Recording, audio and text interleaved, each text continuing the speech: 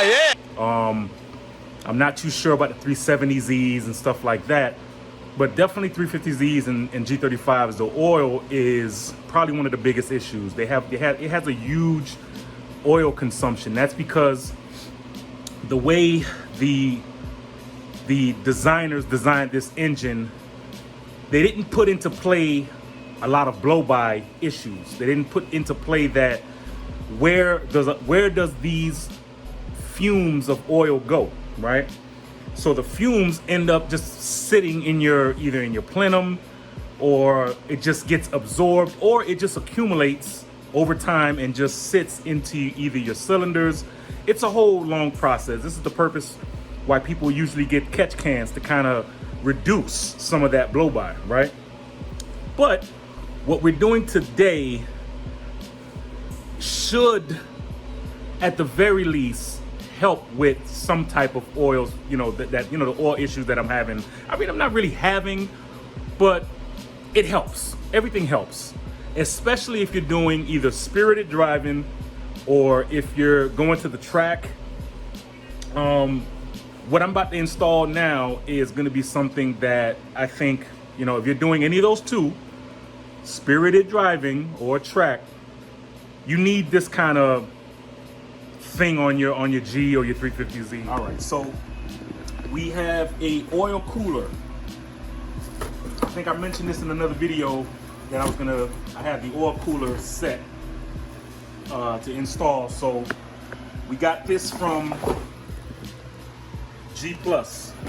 Now, this ain't the most expensive oil cooler in the world. I think I got this off Amazon for about $115 or $115, $119, somewhere around there. Yes, it's not, the Mishimoto that costs $400, $500. It's not all these other, expensive oil coolers. And it's not as big either. But for me, somebody that does a lot of spirited driving, this is perfect. This is perfect for the everyday driver, I say. Definitely perfect for the everyday driver. With that being said, yeah, this is it's the oil cooler from G+. Performance Parts G+. It's pretty, I want to kind of give you guys a little bit of an open box. As you can see, I've already started putting together the L brackets. The L brackets don't come with this kit, guys. You have to go to like Lowe's or Home Depot, whatever hardware store, Ace Hardware, whatever, to get these brackets. I bought like several different sizes and found out that these smaller ones kind of work the best. I did have to drill another hole into it. Thank God it's aluminum. I did have to drill another hole into this because it comes with, like how you see down there, it comes with two holes, and the bracket didn't come with a hole close enough to the cooler. It does come with a sandwich plate. I mean, for let's say roughly $115, $120, you guys get a lot in this kit, a lot. It comes with a sandwich plate that basically allows you to have oil temperature. Like you can actually have fittings. It has fittings for oil temperature. If you have like a gauge, it has the fittings that you can put an oil temperature gauge on there as well. It has, like I say, it has all the fittings. All the fittings are right there.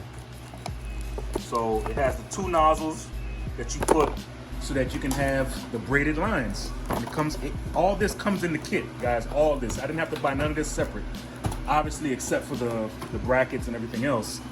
But let me take this box out. See, it comes with actual braided lines. You can't get no better than that, man. You can't get no better than that. That's amazing that this kit would come with something like this for the price that it did. So, and I'm not even gonna pretend to know how to install this myself. So I'm, through YouTube videos, and of course, my go-to is G35 driver, and other, websites.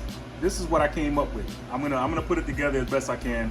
I'm gonna jack the car up, put it on jack stands. I'm gonna leave it on jack stands because I have another thing I have to install on the car as well. But that's it. There you go, guys. So let's go ahead and get this thing started. Let's jack this car up. Let's go. All right, guys. So I actually flipped them. Just because when I put the actual sandwich plate on, you know, when it's like this, I don't want the actual the braided wires just to go straight down. So having it on a curve like this will make it a little easier for me to kind of wrap the lines, you know, in front of the car. I think either 5/8 or 1 up from that. Yeah, 1 up from that.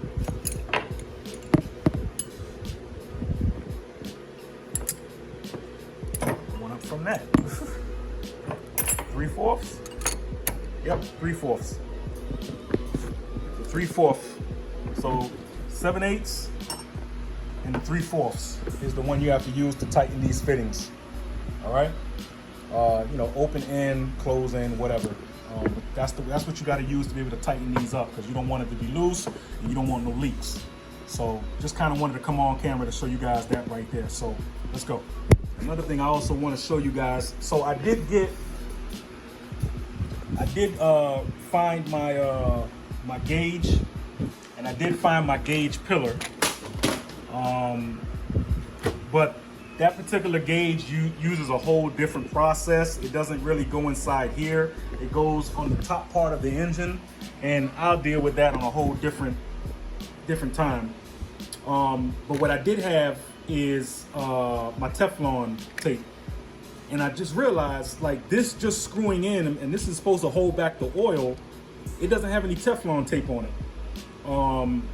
And I think I'm gonna actually put some Teflon tape on this, because I don't need anything leaking out or you know, coming out. So if you got some Teflon tape, you can find this at, you know, whatever local store, Walmart, whatever. Put that on. So let's go. All right, y'all, so I'm using a 9/16 socket. Seems to be the one that fits. I'm gonna just loosen it up. Prepare for the bullshit when it come out. Okay, got it loose. Now I'm gonna just kind of hand tighten this bitch off. Let's see if your boy got skills to pay the bills. This shit finna stream out. I'm hoping that this shit lands where it needs to. Ah, fuck. Damn it. Got a little bit on my hands, but it's all good.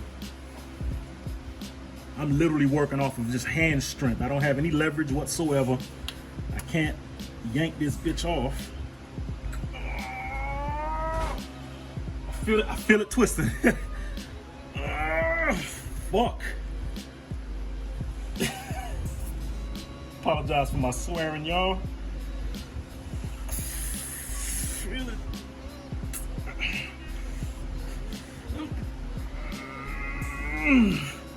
Holy shit.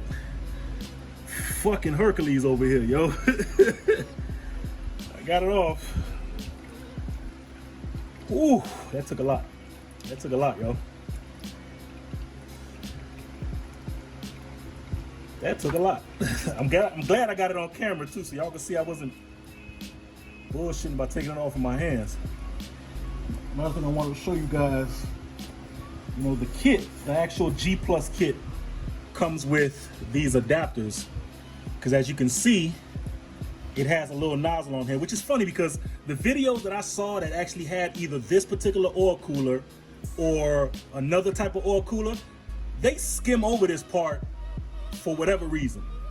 And I get it, you know, you want to make a 5, 6, 7 minute video, but people are actually looking at it to see kind of, you're skimming over like certain parts. So I'm gonna show you guys. It comes with these, it comes with another one. I'm trying to find the other adapter. Hold on, yeah, here it is. It comes with 2 adapters, right? So one of these adapters are gonna fit, you know, snug on the fitting that's right there from the oil filter. All right, guys. So out of the 2 fittings that you're gonna need for this kit, the one that you're gonna need is the M20 by 1.5. This one here is 3/4 to 16. But the one you're gonna need, because this one here doesn't fit, the one you're gonna need is the M20 if I can get it in the camera. Yeah, the 120 times 1.5. So that's the one you're gonna get so that this fitting can actually sit snug on the, or the sandwich plate rather can sit snug on the oil adapter, the oil, you know, the oil fitting adapter. So I'm just gonna screw it in. Let me see if I can kind of, I got this tire in the way so it's not focusing. So just kind of put it in real snug like.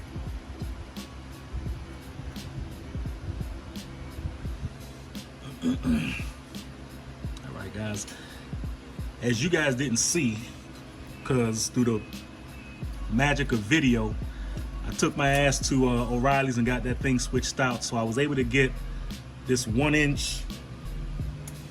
Here it is right here. Let's see if I can get it in camera. Right there. It's a deep socket.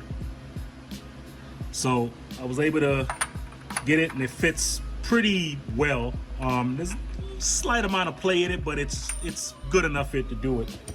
To be able to tighten this on here, and it also doubles as so I can tighten up the filter. But I really got it for this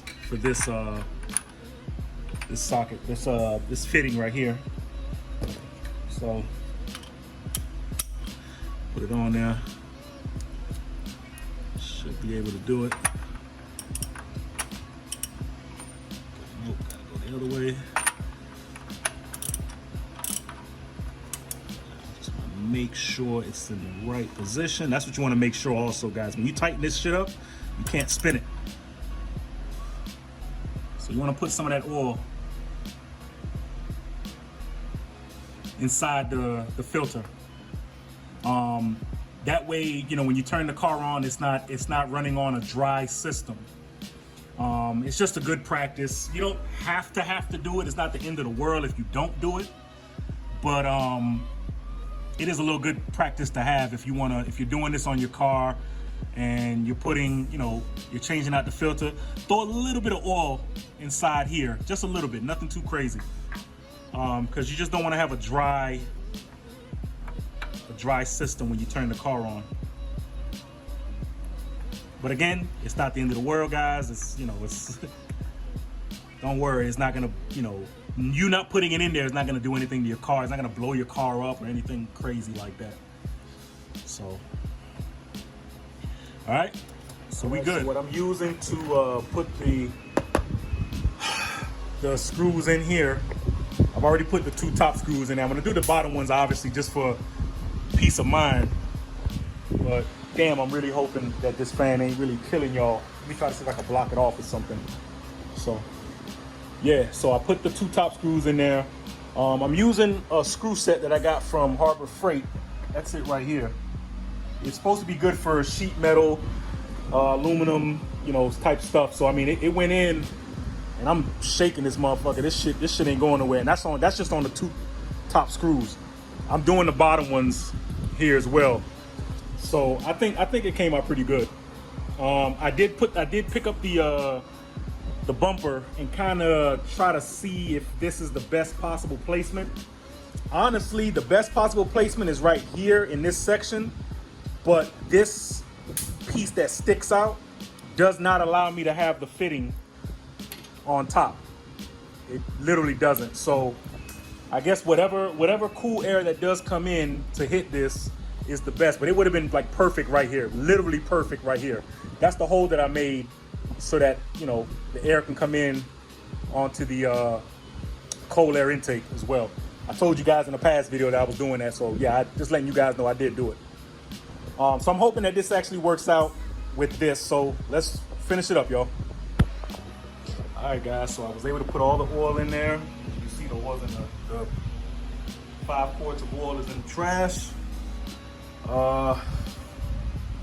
know, it's one of those things where I put this stuff in and I'm like, damn, I don't want it to have any issues. I'm almost afraid to turn the car on. I don't know why, but everything should be tight.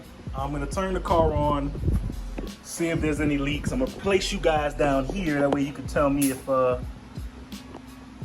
anything is dripping. So So let's go.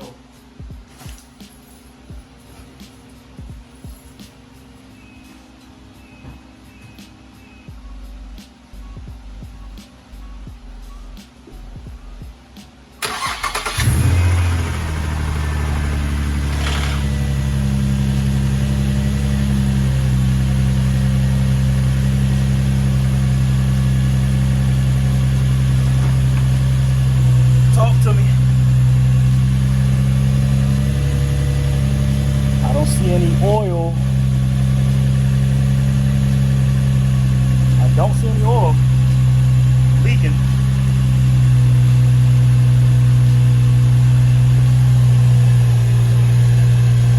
Y'all let me know. I don't see any oil leaking.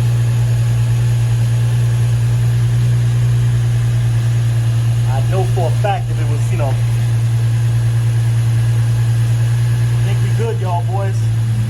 All right, we looking good, man. It sounds good. It sounds solid. The idle sounds solid. Oops, shit. Gotta close that. Didn't see that, but there you go.